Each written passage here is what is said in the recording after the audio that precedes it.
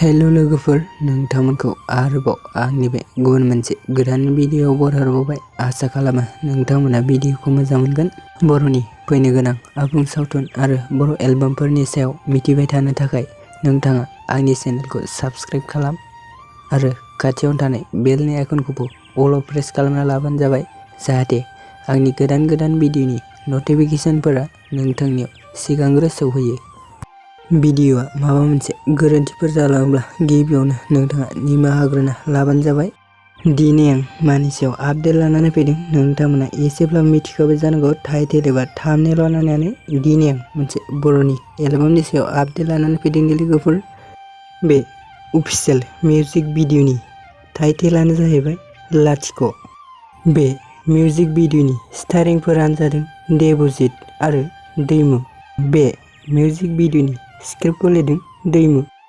को-आर्टिस्ट mister दैमु, जेडिएक्स, प्रमिला बर', बिहुराम मुसाहारि। बे official music भिडिअनि सिंगारानो जादों थाजिम नार्जारि। मेकआपखौ खालामदों दुर्गा बर'। बे मिउजिक भिडिअखौ DK दैमारि प्रेजेन्टआव आपल'ड खालामनाय जादों लोगोफोर। भिडिअखौ बेखिनिसिम नायनायनि थाखाय नोंथांमोननिसिम रोजा रोजा साबायखर थाबाय।